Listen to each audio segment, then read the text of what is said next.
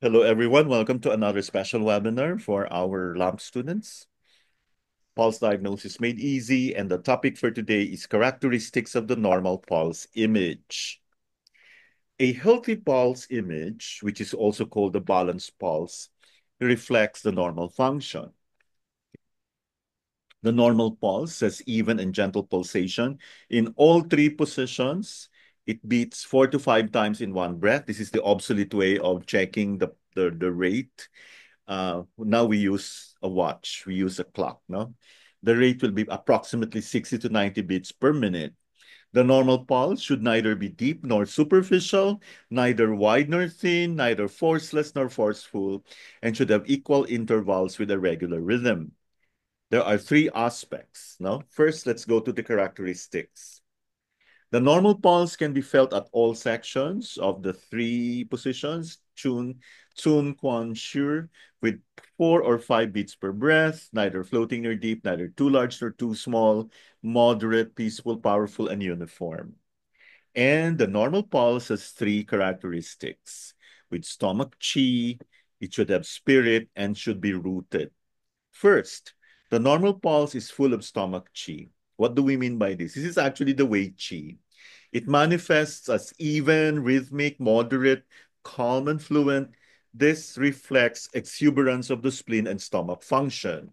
It can also be used to judge the prognosis of a disease. So if the pulse doesn't have a it doesn't have a stomach chi, then we can actually tell that the situation is not so good.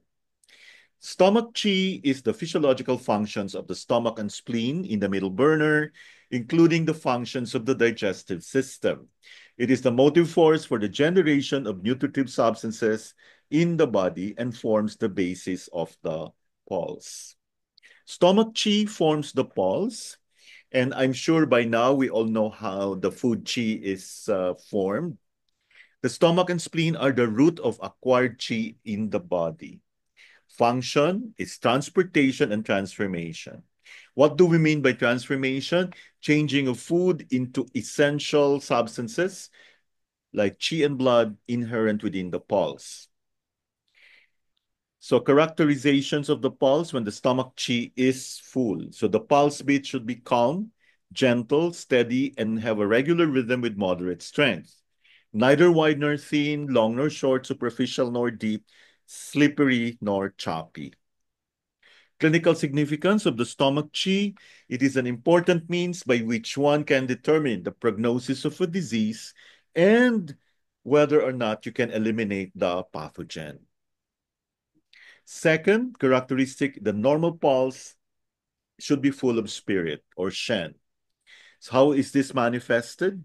Soft, forceful, and regular, which reflects chi and blood being sufficient and the heart spirit being prosperous.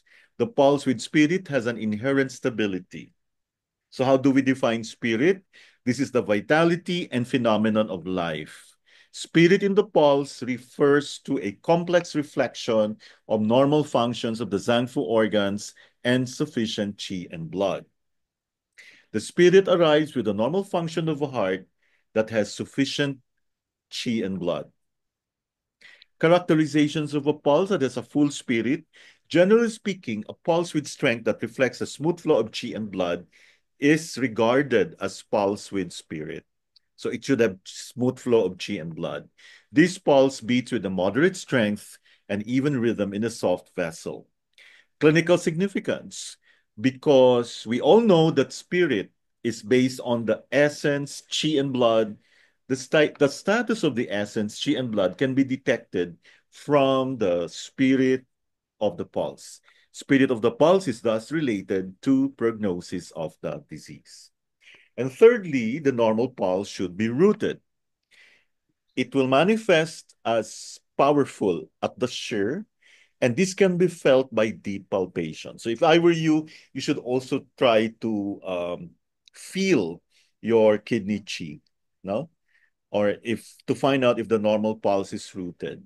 So uh, this is powerful at the shear and can be felt by deep palpation And if you can feel this by deep palpation, it will tell us that there is sufficient kidney qi. Root means the source of life. And the kidney qi forms the root of the pulse because the kidney is the congenital root of human life. A pulse at its root has two meanings. The pulse can be felt at the deepest depth at all three positions, distal, middle, and proximal. The pulse that can be felt at the proximal position at any depth is also considered to be rooted.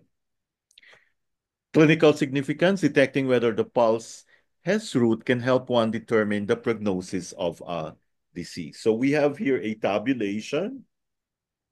So what we actually discussed earlier were the stomach chi, the spirit, and the root. So if your pulse is stomach chi, the pulse should be calm, gentle, regular rhythm with moderate strength. The pulse that has a spirit, it should have moderate strength and a unified rhythm in a salt vessel. A pulse that is rooted, this means that the pulse can be felt at the deep level of all three positions, or at least, so we're referring to the deep, the depth, at the deep level, no? Or at least in the proximal position. Okay?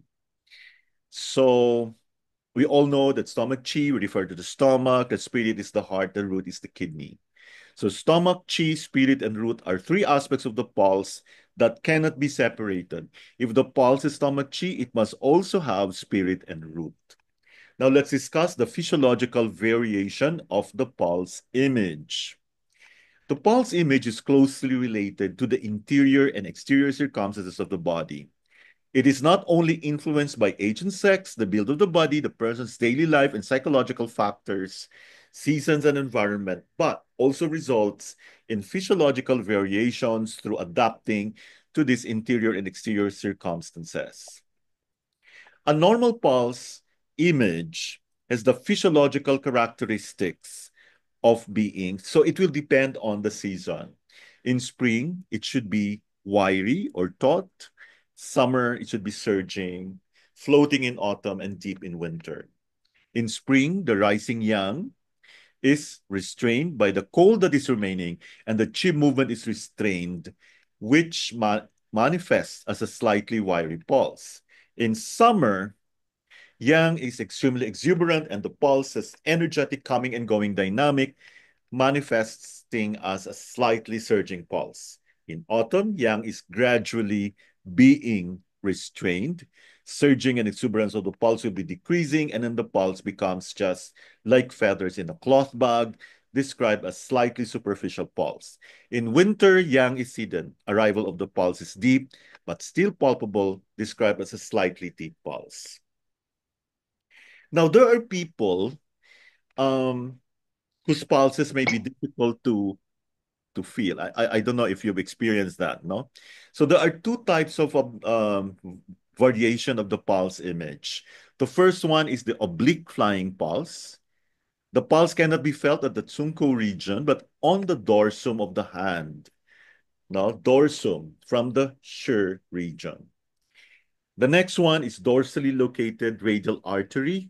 The pulse is shifted to the back of the Tsunko region, that is dorsally and proximally from the usual position. Now let's go to the assessment, your favorite part of the program. May I request somebody to do the honors? Who would like to volunteer? Sinong gusto? Madam Trix? Hey, Doc. Very good. Okay. This is also this is just paulit-ulit until it, it sticks in us. It becomes part of us. Okay, let's talk about large pulse. What does the large pulse indicate? It indicates excess heat and inflammation. Yeah. You can also have a large pulse if you have deficient heat. Remember, when you have deficient heat, there can also be fire, diba? If it is Yes. uncorrected. Thready pulse. What does it signify? It indicates a blood deficiency. Mhm. Blood yin, qi deficiency, and also excess dampness. Very yin. Long pulse. Indicates heat. Heat. Okay. Liver yang rising. A long pulse can be normal for athletes, or there could be excess interior heat. Short pulse. Short pulse is a chi deficiency or stomach chi deficiency. Yeah, could be stagnation or deficiency, the same. Rolling or slippery pulse. An excess heat or phlegm or fluid retention. And also dampness. And also food stagnation. Diba? Hesitant pulse, especially when you have a patient who is a little bit problematic. So from the term itself, you know what it means, hesitant. Hesitant is chi or blood stagnation or blood deficiency. The opposite of rolling. It could also mean phlegm, or it could mean deficiency of blood or essence, or a threatened abortion. So this is something that everyone should be very familiar with. Don't worry, we shall be discussing hesitant pulse and or all the other pulses in more detail uh, the next time. Surging pulse, what does it indicate? Excess heat. Yeah, Yang Ming. No, actually, it is at the Yang Ming channel where you have a lot of chi and blood. No, abrupt pulse, Indicates excess heat, domination of chi, blood, phlegm, or food stagnation. or it can also be an organ deficiency. Abrupt. Knotted pulse, A chi stagnation due to excess yin, blood stasis due to phlegm, or or you can vital have chi. or you can have a tumor mass. No, tumor mass due to Oh, phlegm. Yeah, vital chi deficiency. Intermittent pulse, Um, yeah. indicates Wind syndrome, pain, chi organ deficiency. okay. It could mean that the Zhang Qi is declining. So this Mhm. is a solid organ Qi or excess wind syndrome, pain, disorders due to fear and fright. Intermittent. Thank you so much for joining. We hope everybody has fun. Yes. Thanks, Doc. Thanks. Thanks, Doc. Thank you so much. False diagnosis, galing. Mm-mm. Who would like to share yung mga instances where you were able to effect a change in the pulse just by treating the patient? Doc, yung ano, 4-point needle technique. Ang bilis. Oh yeah. Mm-mm.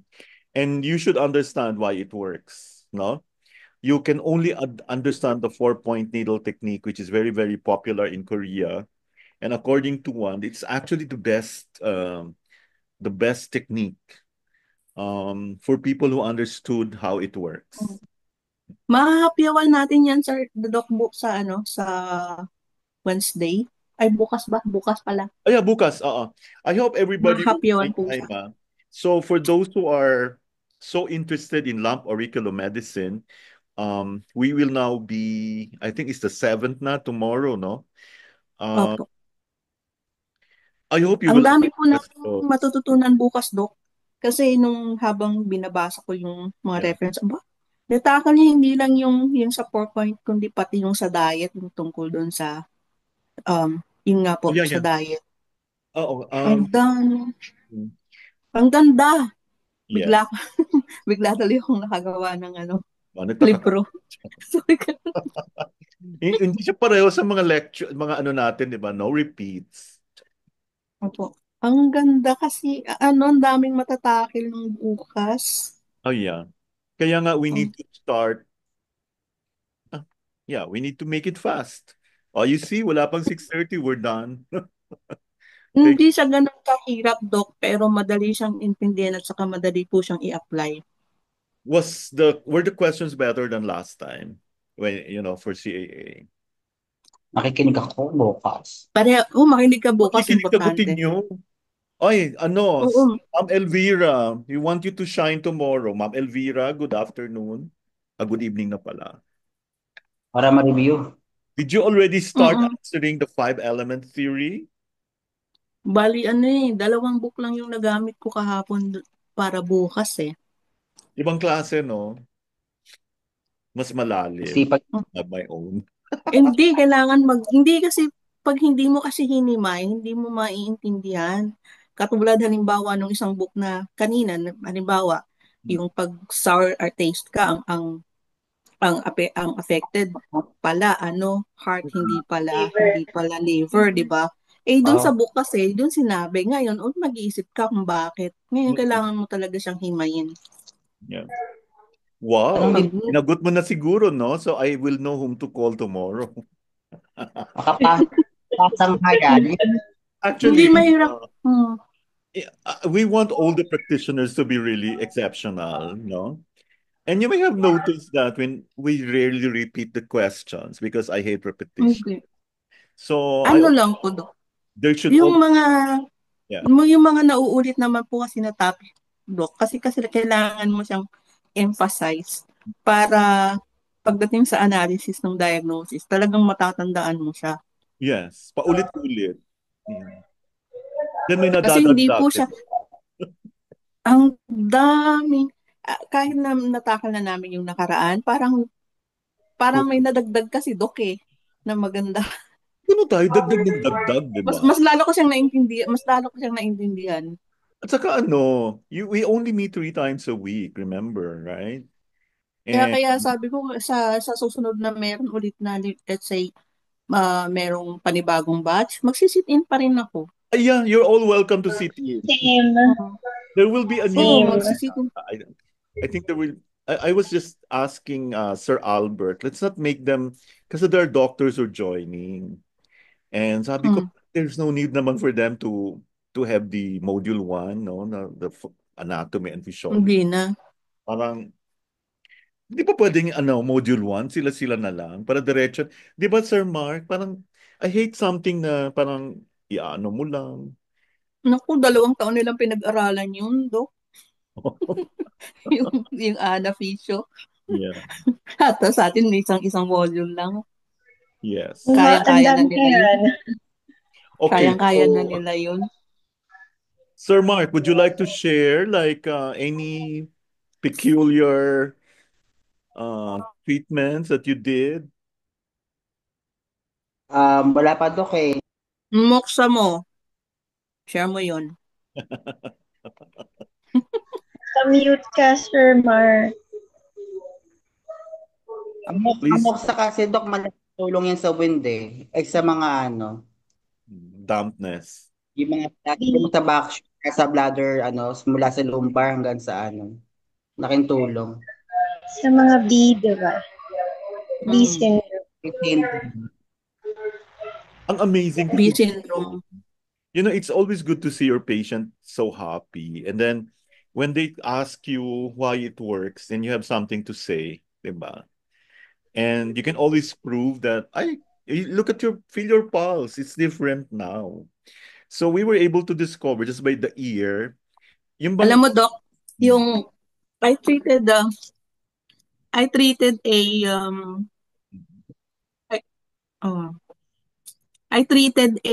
84-year-old retired general, and yung face niya, yung acupuncture face dip na. Nung bumata siya, para siyang bumalik sa pagiging 60.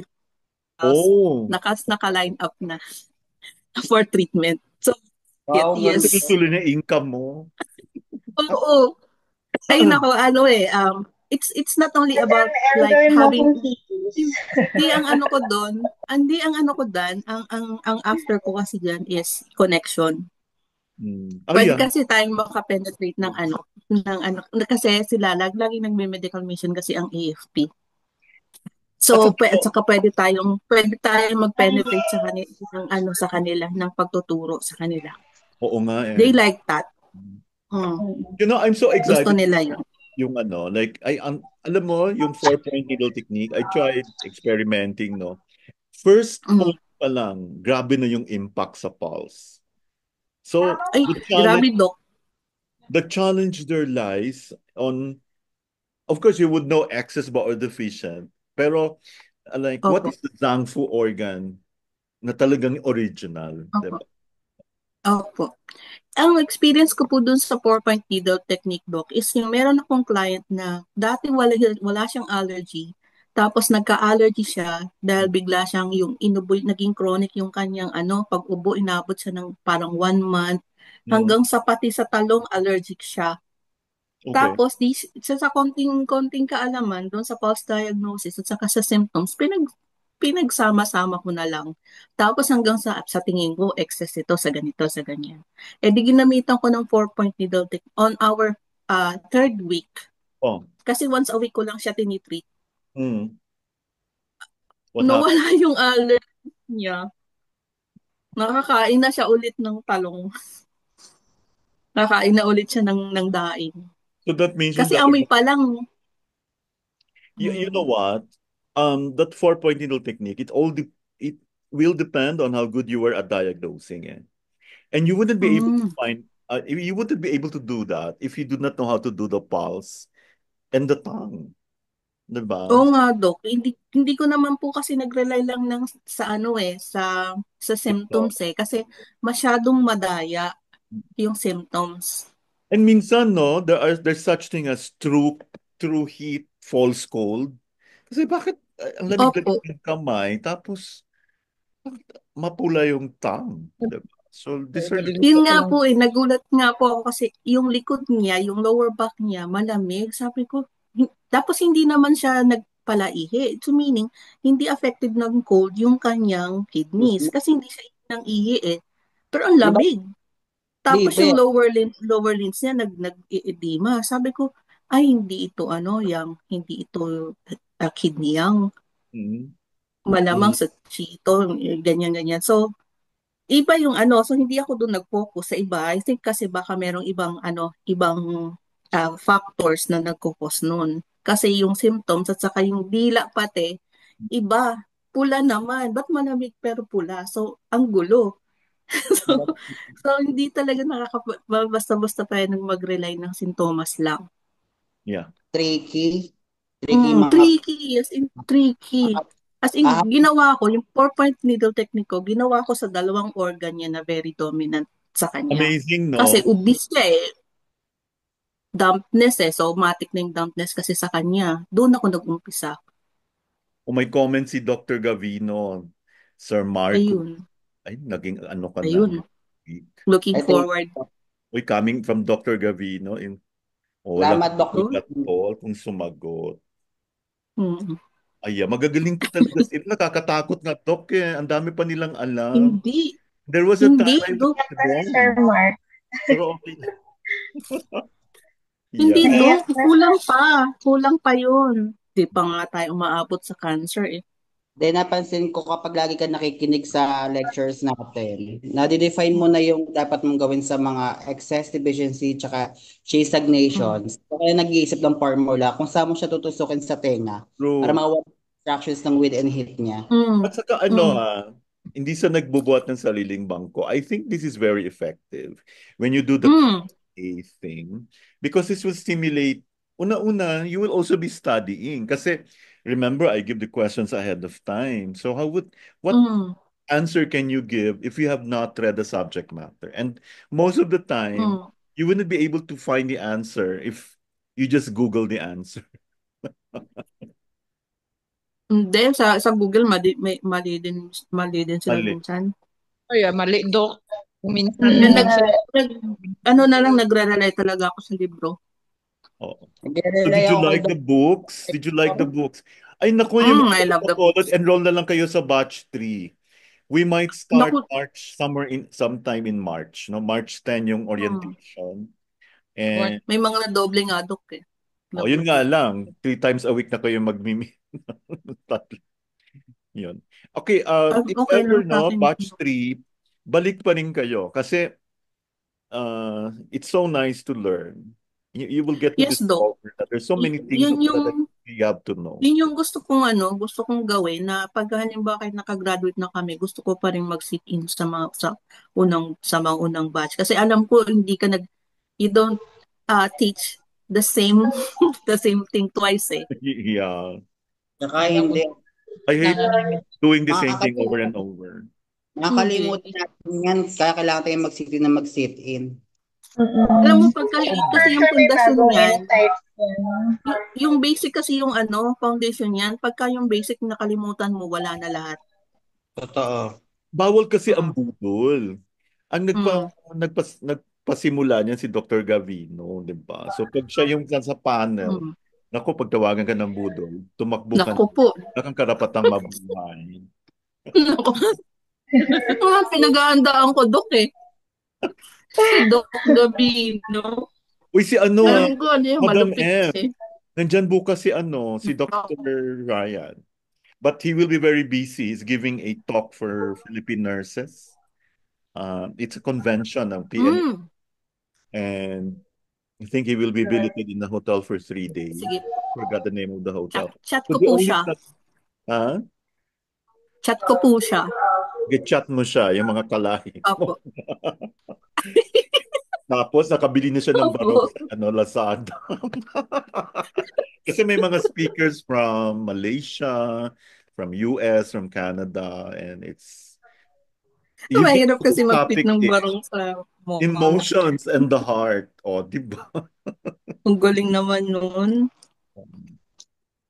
Diba? So, Galing. salamat po lahat. Nagdichikahan na lang tayo. Maraming, Thank you so much. opo. And, I'll see you Maraming again. salamat Thank you, to. Doc. Thank Stop you, with everyone. and Thank you po. yung mga taga Bacolod dyan, we'll have a meeting at 8 o'clock with the Cebu group. Thank you po. Good night, everyone, and more Good power. night, Doc. Thank you, Dr. Gavino. Oh, I'm sorry. Pasalamat ka naman, Sir Mark, sa ni Doc. Salamat po, Dr. Gabino. May we miss you po. Bonne nuit. At saka Sir Mark, i-edit mo yung mga answers mo. Huwag masyadong mahaba, ha? Oo. Opo, ito. Editing is an art. Mm. Thank you so much. Bye-bye. Salamat. Bye. Ingat po. See you Au tomorrow. revoir. Yeah. Au revoir. Okay. Bye. Goodbye.